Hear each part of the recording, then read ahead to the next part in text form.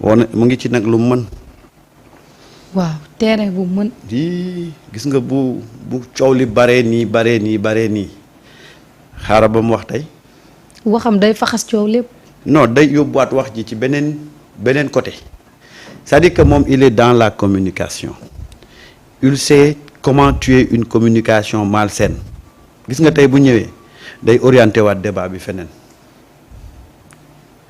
il sait comment le faire et quand il faut le faire na nga xool tey bu dikkee ci plateau bi ba wax ba pare waxu Badara Gadiaga dakk dëgg la de. lii nag moo manqué waa Pastef y a que Ousmane qui peut orienter qui peut changer qui peut donner le rythme au tempo te xaaral tey ba mu wax. tey kay ñëpp a ngi barakew di xaar. non c'est-à-dire que il va donner un autre beneen tempo lay jox beneen contenu lay jox le débat politique il sait le faire te xam na moment bi mu koy defee moo tax yal nañ ko fekkee tal ko rek. nga xool day ñëwaat imprimer markam ci tempo politique bi c'est un politicien boo xam ne dafa xam nan lay gérer le tempo politique. waaye boo déggee ñuy wax rek dafa fekk moom waxagut bu waxee rek gars yi dañuy xoolal gars yi dañuy bàyyi ca lañ nekkoon fekk ci ko ci li ñu wax. c'est-à-dire que da leen di tourner en dérision quoi waaw bu waxaatee tey day indi beneen matière boo xam ne après gars yi ci la ñuy wax. ci la ñuy nekk fàtte Badara Gaye xoolal Badara kay bu yeboo rek. Usu bu génnee dina fay de. bu Usu génnee tey dina fay de. non bu génnee day changer tempo politique bi day dugaat ci beneen gaam boo xam ne ca la gars yi di nekk di wax bref ñu xaar ko ce soir incha allah. nee na heure bi après dinañ ko communiquer ñoom. waaw te it ñu teg ci fas yéene def seen assemblée générale. pour structurer le parti. waaw yooyu yëpp di ay décisions yoo xam ne xam naa ne dina ci communiquer bu baax. d'accord Doyen Samba.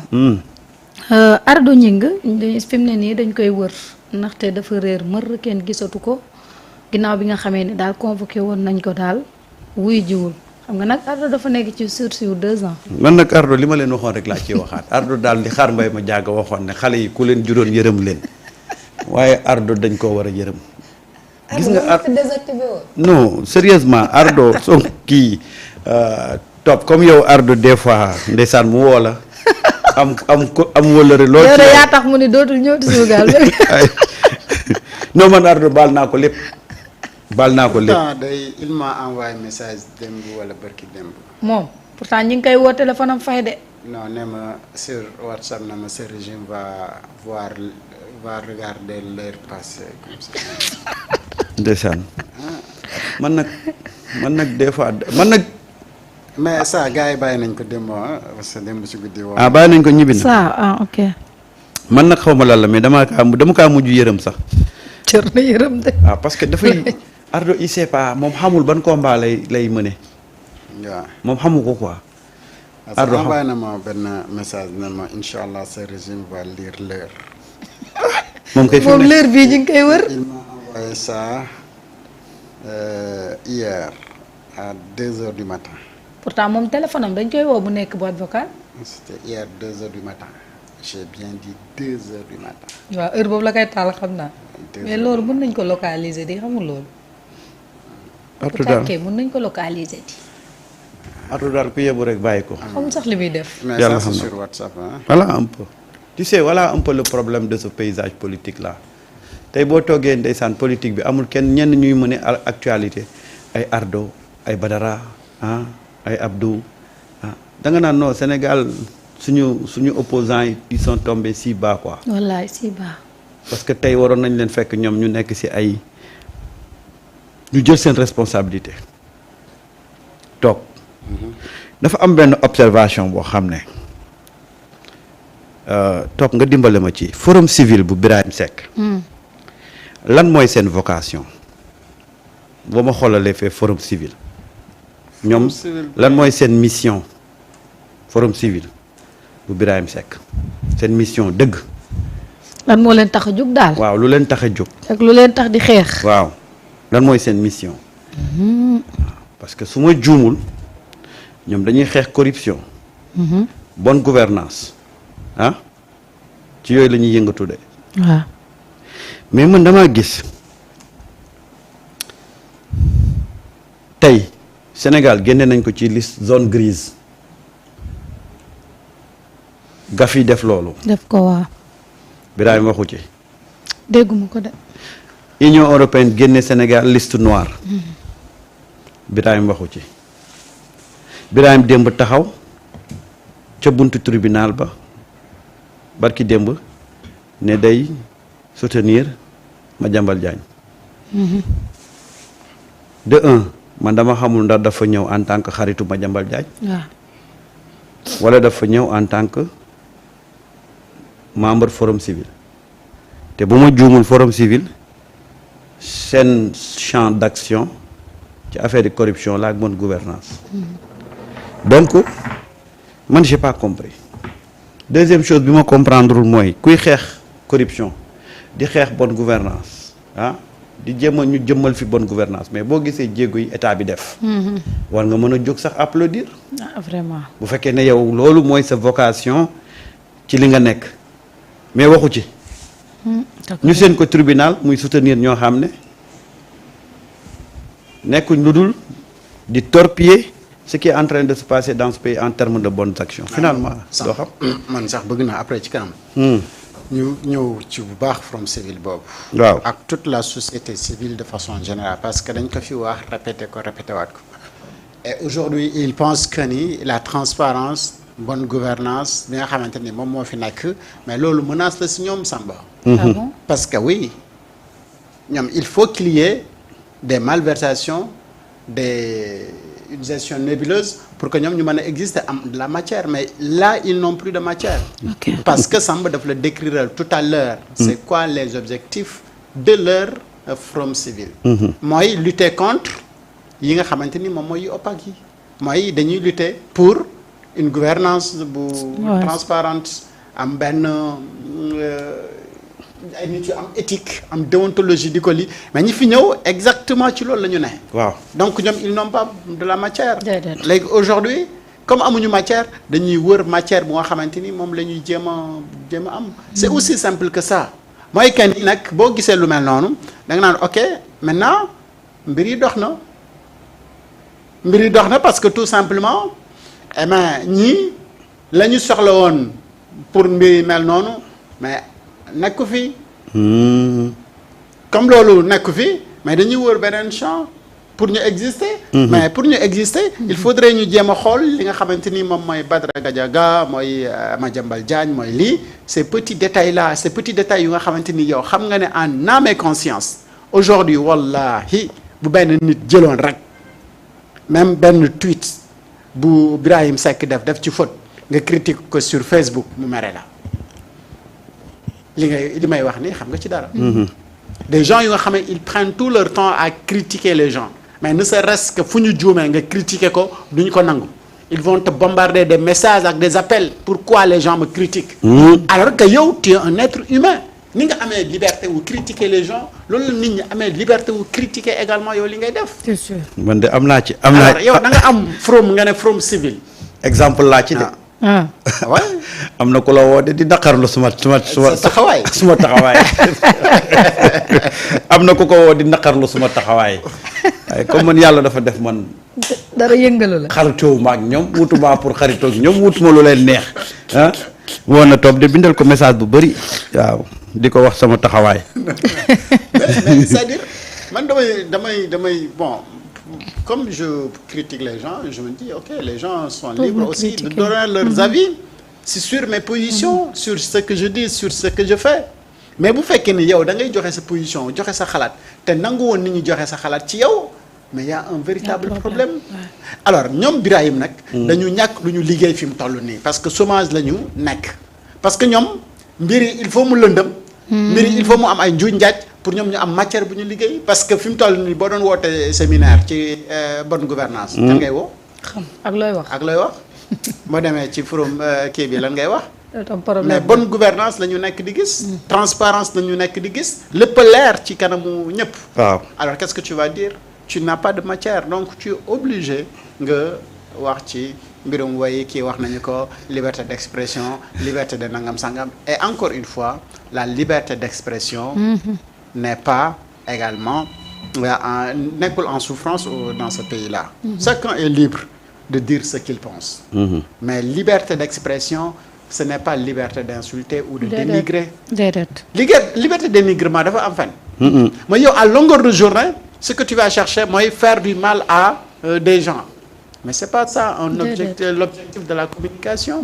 et c'est ñu wax ci li nga xamante ni moom moo fi am. et c'est là où l'affaire Badara Gadiaga est intéressante. Maintenant au régime de tirer toutes les conséquences et les conclusions parce que affaire bi daf ko won lu bari. tey Birahim Seck mii doon ne moom vocation yi mooy prôner bonne gouvernance xeex corruption gis nga fa mujjee Mame Makhtar Gueye Jamra. ñu ne Jamra pour la day prôner les bonnes valeurs.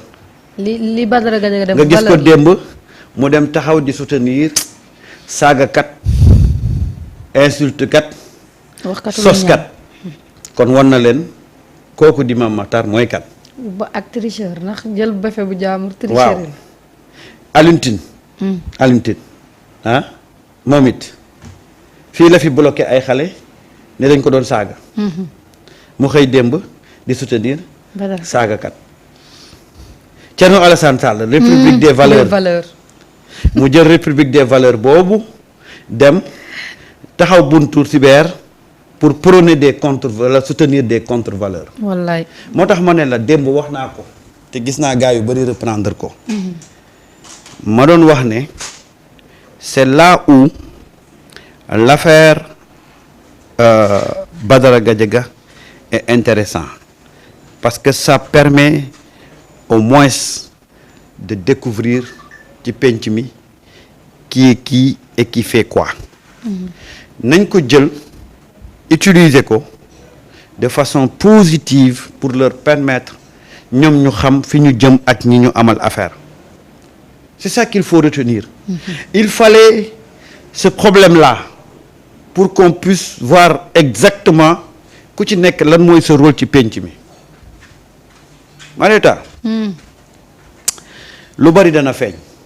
est-ce que feeñul ba noppi sax. ma ne des na lu bari dana feeñ. ma gis ay Thierno Bocoum ay mouvement bu Amadou Ba di soutenir non man Sénégal. xoolal lu bari dana feeñ gis nga ñoom dafa am loo xam ne dañ ko yàgg a def ci penc mi. muy jàll. tey nag dañu feeñ ci ne véritablement gis nga véritablement.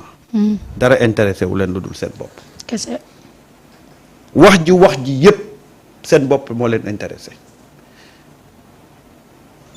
ce combat avec Sonko a permis ñoom ñu wone ne xeexuñu principe xeexuñu conviction xeexuñu idéologie xeexuñu dara seen bopp seen intérêt bopp uniquement la ñu xeexal te gis nga xamoon nu ñuy def dañuy toog seen kër bu ñu convoqué nit cybercriminalité ñu toog seen kër di xool direct yi bu caméra yi bëriwut duñ ñëw duñ dem.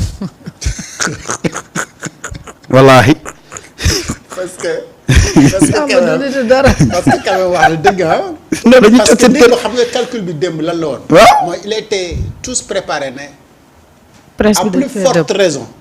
mooy que ni TFM dina ñëw donc ñoom it dinañ ñëw dinañ dajeeg waa. mais bien sûr pour leen ne leen mais da leen ma invité. mais wax waa presse bi ne leen gars ñu ngi fi ñu ngi existé ba léegi. mais Mansour Faye. bañ koy convoqué kenn nga fa gis. kenn da leen wóoroon que ni foofu y a pas la présence de la presse y a pas de bruit. waaw y a absolument rien. ñoom ñëpp gisoo fa kenn.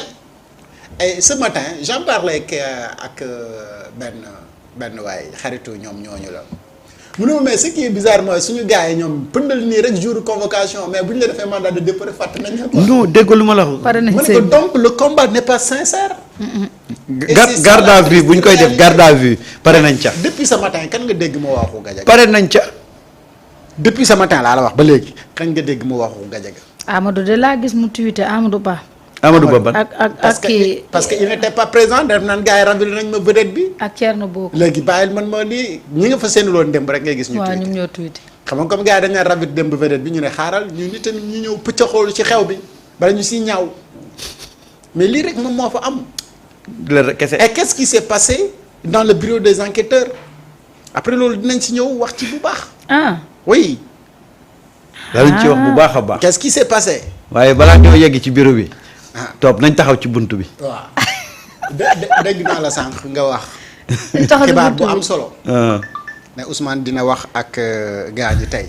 waaw dëgg la tey jii la wax. parce que actuellement nii fi ñu toog ñun di wax nii ñoom ñu ngi ci liggéey fële ca King Fahd Palace. waaw. liggéey bu nga xamante ni c'est pour wan les partis politiques que ni un parti politique dañ ko war a animer. mooy que ni actuellement ils sont en train de travailler d'arrache-pied ci changement wu les instances du parti. kon dégg nañ ñu bul fàtte. kon dégg nañ ñu. bul fàtte ni mais le président de la République du Sénégal Bassirou Diomaye Diakhar Faye. bi mu accéder au pouvoir dafa démissionner de ses responsabilités politiques yi mu yoroon ci parti bi. et moom moo nekkoon le secrétaire général de ce parti là donc parti boobu dañ ko war a def pour la première fois parti bi war a dem congrès du renouvellement d'instance de dañuy renouveler instance yi en même temps def seen congrès pour montrer véritablement leadership yi et xam nga congrès yooyu moom moo lay permettre dans chaque région dans chaque département dans chaque commune dans chaque village ñu xam qui est le leader qui dépend de qui lan mooy structure parti bi ñu xam ne lii mooy colonne vertébrale parti politique bi te parti politique bu bëgg a dund am philosophie am idéologie da nga am colonne vertébrale kon dégg nañ ñu kay dañoo war a fay waaw parce que lii depuis 3 mois ñu ngi leen koy wax dëgg la ne leen bu ngeen organiser wul seen parti bi di ngeen am